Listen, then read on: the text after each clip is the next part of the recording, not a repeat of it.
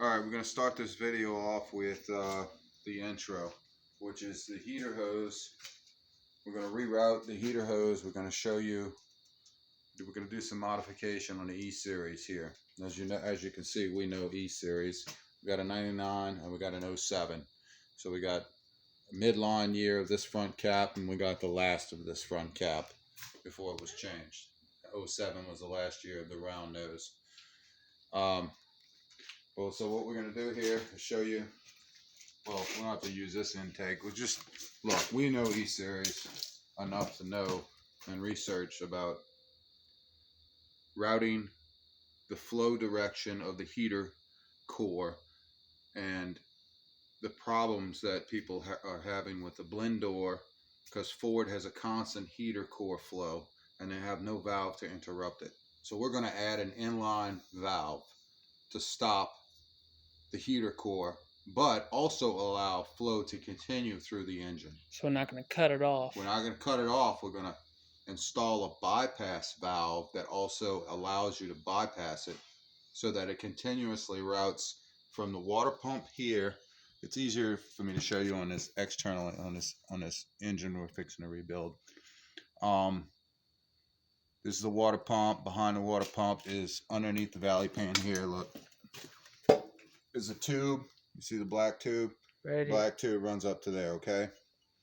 Now, I've always thought that this was the discharge because it came from the water pump. I thought that's what discharge. But according to Ford's flow chart, this is not the discharge line. This one's smaller in diameter. Get closer, you can see this. It's smaller in diameter. It's 5/8. I would say it's a little smaller. This goes into the top of the head on the passenger side. So they're right next to each other. So in reality, this line would go to the top of the heater core inside the vehicle. Now this is for front heat only, not rear heat. The vehicles like this 07 that's equipped with rear heat is a different story, but it's still routed the same. However, other lines tee into it to go to the rear. So, back to the intake here. The reason we know this is because of Ford's flow chart and the direction in which it flows. Despite the fact that I've taken this apart, I've pulled the lines and started the engine up and had water shooting out of the water pump side, they still say that this is the discharge line and this is the return line. I guess maybe when it's under pressure and the cap is sealed up to 16 psi, the cooling system, this becomes the return, this becomes the discharge. This is 3/4, this is 5/8. You can't miss that on the heater core because the heater core top port on the top of the heater core in line under the hood about right here is 3/4 at the top, and then it's smaller at the bottom for 5/8. So it kind of makes sense that your 3/4 would run to your 3/4 and your 5/8 would run to your 5/8. But a little secret for you, not really a secret, you can stretch a 5/8 hose over both. And the tubing, the actual tubing itself is still 5/8, the same as this. It's just the port's different so that you can't mix and match the direction of the flow. So that Ford can sell you their special hoses that make an abrupt U-turn so that you don't kink them. Because anybody who's messing with an Econoline knows that it's very difficult to take one hose and route it through the whole vehicle unless it's factory bent to almost a complete U-turn like this. And you can't do that with a normal heater hose without kinking the heater hose. It will kink on you no matter how hard you try, so you got to put all these extra fittings in there and then you cause more room for leaks. Well, we have kind of a solution to that without using Ford's factory press-on lines. We bought Gates brand U-bends already and stuck them on the heater core, and we're going to do a heater core flush, and then we're going to install a 4-way valve or a 4-port valve on-off bypass. This valve is considered a normally open valve until vacuum is applied. Then it closes the valve and does a reroute. Recirc, yeah. Recirc. So essentially what I'm showing you in this introduction is we're going to install a valve that starts off with the heater normal, running through the heater core and then coming back. So this would push water out of the head here that's attached to the intake to the head. Push water out here, go into the heater core, top of it, come out the bottom of the heater core, come back to the return line. We're going to put a valve in the middle of that allows that to happen naturally without vacuum applied to this valve. But when vacuum is applied, it will stop the water going to the heater core and in turn reroute this line with this line. So it'll just recirc. Just recirc, like sticking a piece of hose on here and here and let it recirc. So like deleting your heater core without deleting your heater core. Without putting an inline block. Because we've already got an inline block and we're hearing conflicting stories about this side of the head getting hotter because the circulation, the extra circulation would help cool your engine. However, we've had no overheating problems, period. So anyway, we're still going to do it that way because that way seems to be a little bit better. There's also rumors, and we've looked up parts where you can tie in right here, like on the Ford Lightning trucks. And the 4.6 liter Mustangs. Right, you can pop out this freeze out plug, and then there's an adapter that bolts here, and it comes up, and it's got a tube like this attached to it. And you would take this line and tee it into here, and then tee that into the heater system to cool this head in the rear and keep this head cool in the rear as well. That's a different story too, but that can be done. I wanted to point that out in this video. People do that, and they do it before the engine is installed in the vehicle, unless they want to get in there and inch a wrench to tighten all that up and get this freeze out plug out in a pickup truck. In a van, you could do it all day because you can remove the doghouse. It's self-explanatory. So this is the introduction. Do I really need to film gaining access? But I guess so. So we can show you how we had the other one on. Actually, I'm going to splice in another video where we first hooked this valve up after we installed this engine. We didn't quite install this engine yet, or we were fixing to install it. We were setting up the valve. Oh no, we didn't put the intake on. This is another engine, by the way. We were routing our heater hoses the way they are right now. Right, and the best way to do it is attach your heater hoses to your dipstick tube for your transmission. If you want them out of the way of the coil packs and the injectors, so you can work on your vehicle. On the Econolines, anyway. For the 5.4 liter, I don't know about the other engines. I guess 4.6 liter would be the same. Yeah, I mean, and the V6, the Essex V6 would be the same, the 4.2 for Econoline 150s and stuff. And then F-150s too, E150s. Yeah, but what about I guess your V10s as well. Yeah. But this would mostly apply to anyone just without the rear AC. Mm-hmm. So this is our current valve right here, and here's our vacuum line. What we bought was fuel injection line because it's high heat resistant and it'll last a long time. As you can see, this valve came off of what, a 99 Mercury Mountaineer? This one-way valve, just to block off inline valve, come off of a Mountaineer, Mercury Mountaineer, 99 Mercury Mountaineer. Plastic valve, built like all of them. And the new 4-port valve we got, this is only a 2-port on here. The 4-port that we got is, where's it at? It's inside the truck? Yeah. All right, let's take the doghouse off. All right, looks like we got our work cut out for us because we got all these lines in the way here. But see how we can move them up out of the way to get to the coil packs, which is good. I put this extra clamp on here because we were developing a kink in the hose here. It was starting to kink on us. I'm telling you, these heater hoses are cheap and flexible. It'd be nice if you could get 5/8 fuel line and use that. Really less likely to kink on you. But they make shit so cheap these days. It's hard to get something good. It's made in all these countries that, So we got to get this fuel line off. How did we get it on? I mean, these not fuel line. This the heater hose lines. How did we get them on? We used carburetor cleaner to soften the rubber. Yep. So they're going to be plastered on here. They're going to be extremely hard to get off. Do we even have to? Shit, we're going to need a screwdriver to get. We might not need to get them off. What, off of here? No, we might not need to get them off. All we might have to do is just cut them at the right place. Well, we're not going to cut them here. We're going to put them up there where the valve is, because I only want one splice, and that's for the valves. That's right. For the valve.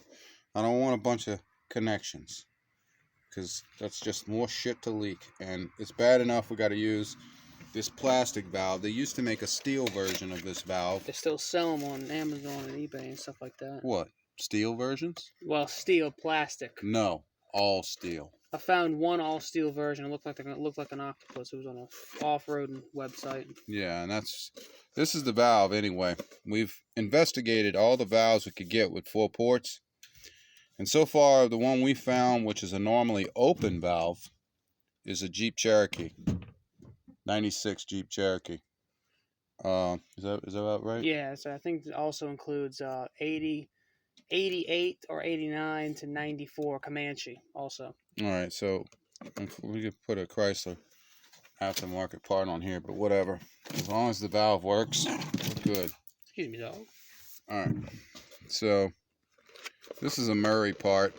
No, Raleigh. Yeah, we could have ordered one online and got it probably a little cheaper, but it's about $25. And here's the valve, plastic shit. All 5/8. Right, all 5/8. They used to come 3/4 and some other sizes. I think if I remember correctly, on the forum pictures, they said these two went to the heater core, these two went to front of engine and the thermostat housing. This? Yeah, those went to engine and... This went where? Heater core. Well, the forum was wrong. These two go to reroute to the engine. They do? They do. Because I tested this valve. So the one that's slightly offset like this, the rest of them are in line. Here, let's get a better view. Slightly offset, and the rest of them are in line in a direction, straight, like a T. So, water goes in here. Gotcha. From and where? Like from according to Ford, according to the diagrams, and according to Ford Parts Giant, the discharge line, not the return. The supply. The supply line is coming from the intake right here. This big line right here, the 3/4. Okay, so that would go here because the arrow is pointing up, flow direction.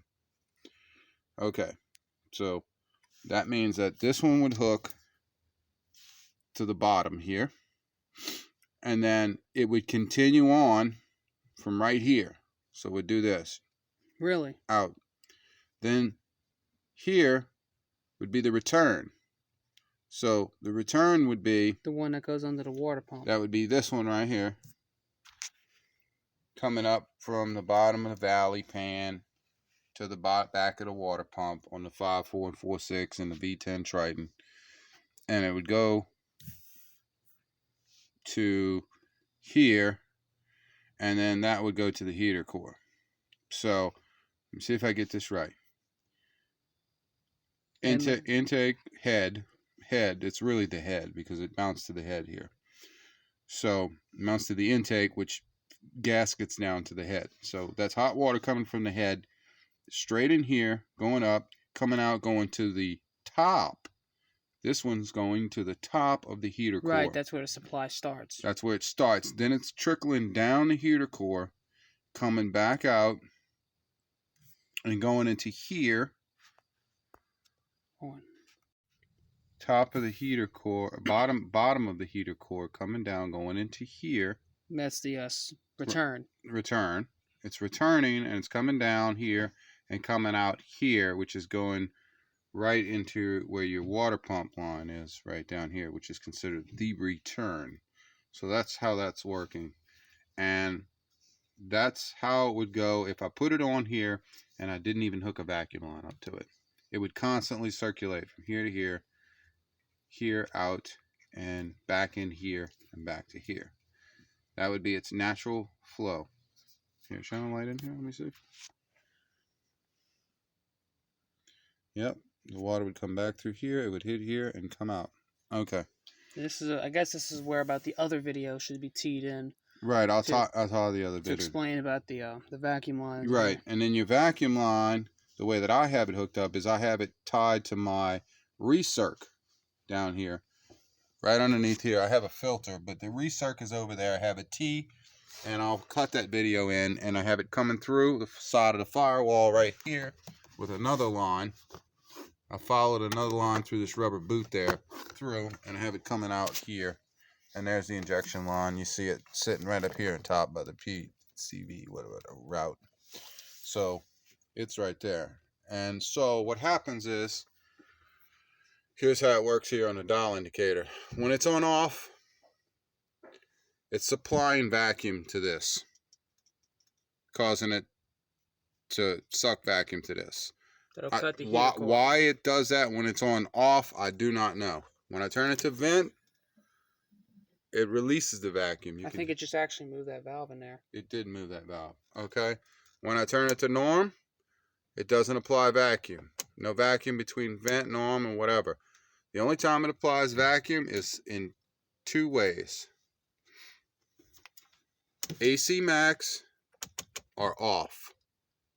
All this floor, mix, and defrost, it doesn't apply vacuum. Okay, the way I have it done. So off and max. And the purpose of this is to avoid the blend door problem that Ford has when the blend door gets old or brittle or warped, or the gasket where the blend door opens and closes starts to get leaky. Your heater will start leaking. Well, separating the hot air from the cold air, from the evaporator core to the heater core. That blend door sits between those two inside the AC box, and that's the problem. So that's the reason for using this valve. Ford doesn't use it. I guess they don't want to keep having to fix this problem if this valve starts leaking, because these valves, they say, are only good for 6 months, a year, sometimes 4 years, 5 years. Some depends on what kind of factory valve you got and how good the quality is. But for the summer months, this is definitely a must, especially if you're living somewhere hot like Texas. Well, people are reporting 10 degrees colder, and I think they're right. And 10 degrees is a big deal in an AC system. Big deal. If you get more than that, that's even better. Plus, your air conditioner doesn't have to work as hard because it's not fighting the heater. Well, we just developed a way to eliminate the worry of cutting off a coolant limb. Right, I don't want to cut a coolant, a major artery, coming back to circulate back to the head. So when the vacuum is applied to this, it shuts off the heater core, and this is sucked in all the way like that. That means those two lines furthest. These two lines are shut off. These two lines become one. Bridged. So it just constantly recircs. So hot water coming from your head goes right through here, comes right back out and goes to your water pump. And just continuously cools the back of the head here because it gets extra flow. It's good for the summer months. Right, and if we wanted to get extra stupid with it, we could actually buy that kit, like I said, to get this freeze-out plug out here that they use for the Ford Lightnings and the Mustangs. Put it in here, put a screw in here, and it has 2 O-rings on it, and it fits in there, and it's got a little tube sticking up about that high that's about the same size as this tube. Then we would have the line coming up. If we wanted to get really stupid with it, we could have a line coming up and over, and then we could develop a T right about here in the line with this, of course, hooked to it, and then we could run that straight to this, and then we could cool this head in the rear, cool this head in the rear, and we wouldn't have to rely on a crossover, because we would be creating an external crossover from head to head to cool this engine even better, and probably get, I don't know, maybe a little less detonation on a really hot summer day, maybe get, I don't know, a barely noticeable fuel economy, but it's really not worth the trouble. More like longevity on the engine from less heat. Probably, but you know, the 5.4 is already good, especially the watered down version like this one, where it's not taking advantage of its full potential. 400,000-mile engine, easy, if you take care of it with a time and chain replacement and some lifters and some valve stem seals. Yeah. With that, 400,000 plus. If the oil's changed regularly and it's taken care of. What should we do with these lines? Should we cut them in the middle? No, I'm gonna go up front, and I'm gonna have to do most of my work up there, bent over like an old man. So. Be sure to have your stool ready. Yeah. But wait, that's not the reason I took the doghouse off. Actually, I got a dog right here.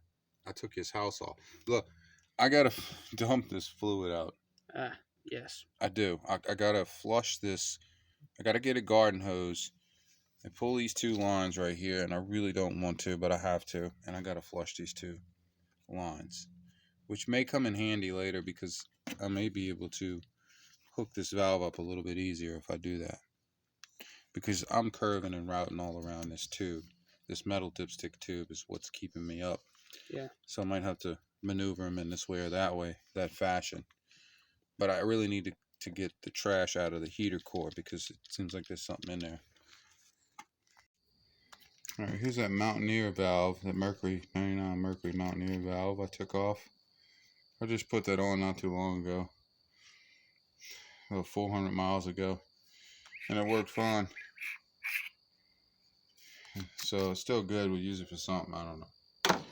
Whatever. We can shut off the water or whatever. Got the lines, the two lines for that. I actually put that valve in the wrong spot. That was cutting off the water to the return, when I should have cut off the water going in from the head. But I guess it was good that I did it at the return because the pressure was probably a little, or the heat was a little less intense right there. Yeah. For this valve. Yeah, instead of having it come straight from the head, where the source of it comes from. Right. Right. There's not much pressure on this, by the way. Not much at all. I mean, you can hold it back with your finger while the engine's running with the system open. We know because we've done it. Yeah. Which brings me to my next statement. The information is very conflicting because it doesn't match with the flow that I've gotten by hand. I've gotten a suction on the head side, and I've got a pressure on the water pump side when I held my finger over it. So the U-bend hoses, I'll have those in the description, or they'll be in a cut-in video from when we first installed them, where we were preparing on the ground. But what, can you read that? Is that 11,701, I think. Is it 11? I think so. Hold on, no, it's 18. 701 18701 by Gates. You take this shit off anyway, it's gonna wind up in the engine. You can use two of these if you have to. It might be a little tight on the 3/4 side. The 3/4 side, but you can manipulate it over. And you can manipulate it over with a little carburetor cleaner to soften up the rubber and shove it on. But instead of using those crimp-ons with the O-rings, the quick connects. Yeah, with the quick connects, I don't trust that shit. I mean, it's they're too expensive to change all that nonsense. But you can do it this way better, the old-fashioned way. But it's 18701. Oh yeah, and a tip for when you're working with one of these heater hoses. You get two of these, so it can make the bend, the perfect bend, so there's no kinks. Good tip for people doing this: drain a little bit of your coolant out. Yeah, drain it down past the overflow container, so it doesn't wind up all in your spark plugs, and then you still got a little bit of it, but not as much as if we would have not have. Well, I got it on a rag here, and I think I spilled a little bit on the intake. But you know, if your spark plug boots aren't tight, you'll be missing. Yeah, your engine will miss for a while until this water dries up, and then the antifreeze makes it worse because it takes a long time for that to dry up. well, not only that, it creates like a conductivity. It starts arcing out. In case y'all are wondering what color paint this is that lasts for a long time in high heat, it's and it's pretty durable to gasoline such. It's just Duplicolor. Perfect match. Ford J1G. Yeah, silver met. J1G Silver Met. Yeah, the color of that gray van over there. Yeah, but it looks like aluminum, and it holds up. All right. I don't know if we have enough vacuum line to put it this way. I mean enough. So it would have to go that way. That's coming from the head. Yeah, the big line. Right. Right there, we're hooking to comes from the cylinder head. You can't call it a big line no more because they went to 5/8 all the way around on this one. And then that line has to be stretched over to here. And then we're still stuck with mounting this thing, right? Mm-hmm. Okay. So it looks like everything's going to line up. So let's say if we kind of did that to it. Would that add a different perspective? We kind of stuck it on there like that. What do you think?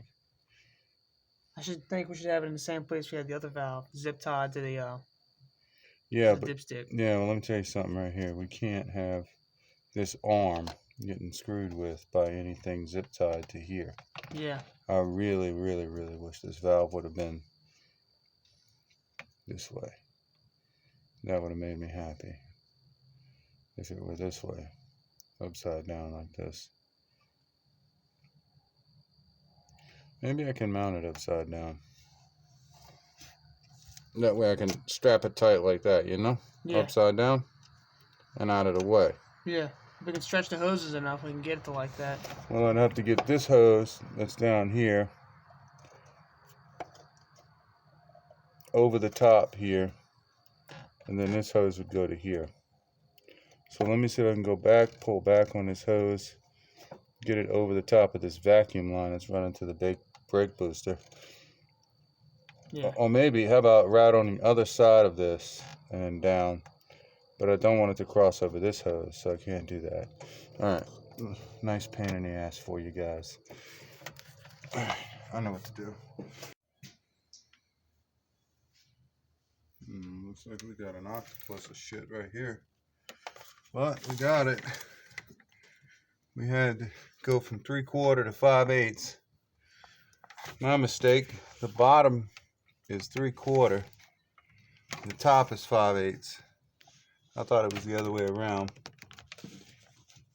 Apparently what Ford wants you to do is go 3/4 to 5/8, back to 3/4 again. Ridiculous. Well, you know they got them quick connect hoses, so they seamlessly go on. Well, they do this so that you have to buy their hose, I think. Like I said before. But I'm just kind of securing this here. Keep the vacuum line plugged in. And keep it from vibrating all over the place. In line. Put that there. With a zip tie. So this should sit here and vibrate. And not be held down by anything. The heater hoses will hold it in place. So maybe it'd be less inclined to crack any of these plastic boots off from vibration. Because it's rubber. And channel right here. Okay, I got a space there. That's good.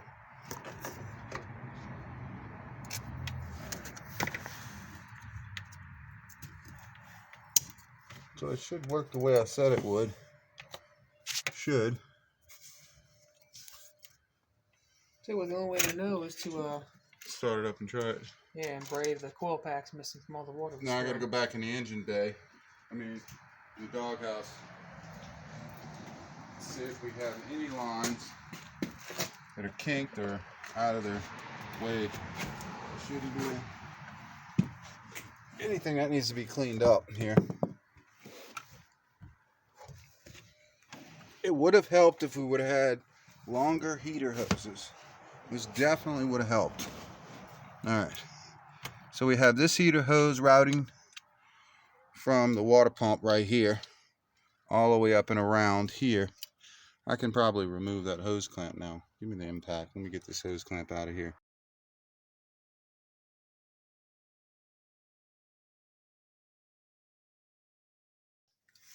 Alright, your next step is to run your vacuum line on your passenger side floorboard kick panel toward the engine bay side. You can see I got a rubber grommet here in mine. You may have the same rubber grommet with another line feeding. All I did was pull this wire back and start pushing this fuel injection line in. I'm using fuel injection line SAE 90R7. Is that 9 or 3? 3. Okay, 30R7 fuel injection line. Look how small it is. Tiny. It's perfect for vacuum line, but ultra heat resistant. That's the purpose, the heat resistance. So we're going to pull it through. Come shine right here. Hope you can see it coming through right here, right by the valve cover. We're going to run this line, you guessed, right up on top of the valve cover. Go on the other side and grab it and pull it up.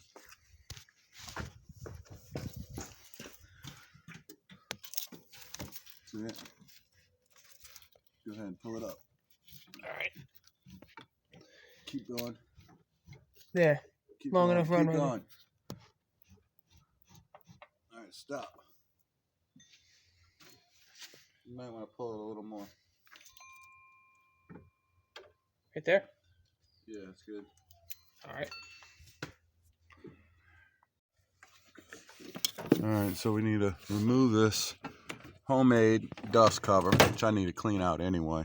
Ugh. Don't pay attention to this. They don't have that. This is CNG garbage. This vehicle is formerly a natural gas conversion vehicle. It's not necessary to have this. So you may or may not have this hole in the firewall here, but if you don't, it's easy. Just take your, I don't know, less than a 1/2 inch bit and a rubber grommet and push that through. And you got it. And then look where you're going.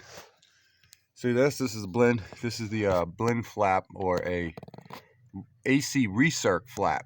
So when vacuum is applied to this, when you put it on AC max, it closes that flap and it gives you. Recircs air through the vehicle. Does it close it or does it open it? Looks like it opens it, so it's naturally open. Let me see. Vacuum is applied. No, never mind. It'll close when vacuum's applied. Right. It'll close when vacuum is applied, which will give you recirculation of the inside air. Yeah, what I don't understand is why is it still open? Anyway, so you want to pull this off. You know, it's probably like that valve we bought over there. That valve is only is constantly open, but when it's actuated with vacuum, okay, I see. it closes. It was already, it still had vacuum on it. It did? Yeah. Oh, okay. That's why it was open, because the last thing we had it on was AC Max or something. Okay. So that would go, this would be your line here. So you need a T-fitting. So you get the little T-fitting. Little white. So first thing you want to do is, give me a pair of scissors. Okay, that's where we had a kink at, right here. Yeah, we're not kinking anymore there. That's the return. How about right here? We're not really kinking there either. This was a hell of a routing process. Yeah, well, see, look, it goes right underneath here and goes around the tube like a snake, and then catches that curve on that damn Dodge heater valve. And yeah, I'm sorry, I'm prejudiced against Dodge. Sue me. And well, one word, torque flight. yeah, 727 torque flight. More like 727 torque flights went through. Yeah, I did go through 707. 727 torque flights. I did. Probably. Back and forth, back and forth. Let's see, okay. So that's that.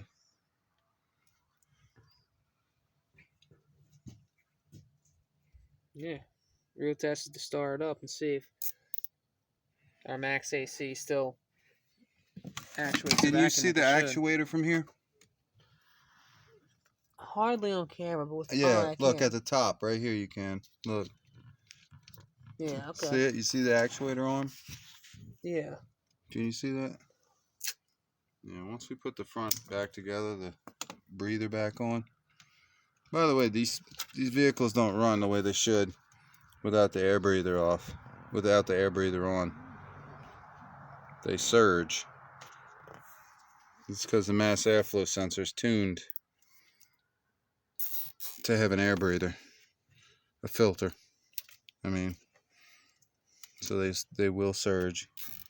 So it's not abnormal for your Triton to surge if you don't have a filter on it or a filter housing. It will surge. Okay, we got that. I don't think that this hose is gonna kink like this. It's routed pretty good. Get everything up off of there. I have a feeling we'll be taking these fucking coil packs back out. Alright. Good, I'm gonna test it out. Okay, good view. On. Alright. There you go. It's on 10 right now. Ready? Go. I'll go to off. Yep. Just actuated. Closed. That should allow it to recirculate. Right? Yep. Okay. Now I'm gonna go to vent again. Opened up. Okay. Now I'm gonna go to on. No. Doesn't happen on normal AC. Still closed. Yep. Max. Max AC is closing. Alright, good.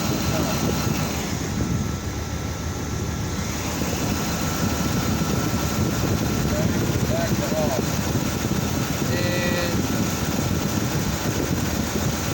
keep the same. Yeah.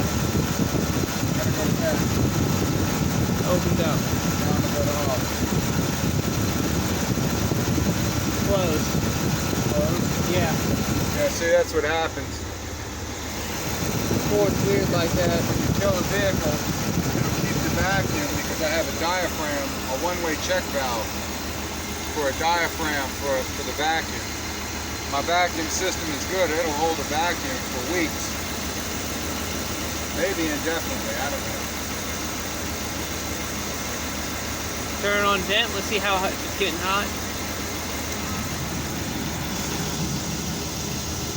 Remember, there was nothing going through the heater core before, now it's good. Yeah. I think I give it a little time to register. Alright, it's starting to get warmer. Truck hasn't fully warmed up yet, so lukewarm air. Alright. That's an indication that it's getting flow. Yeah, if I had to do it again, I'd get longer heater hoses. So again, that's Jeep Cherokee or Jeep Comanche Dodge part. Yeah. Let's hope it's not like their So far. yeah. Let's hope it's not like the unspeakable. The Chevy Express I don't think will work. And the other four-way check valves or four check valves won't work because they're normally closed. Yeah, they're the opposite of what we need. Those are on the modern day Ford Explorers and other things like that, Expeditions and stuff. I think. Yeah. They're normally closed, so that won't work for me. Yeah. What we needed was how we have it right now. Normally open. Yeah, we spilled a lot of coolant on our fan, but alright, that's that.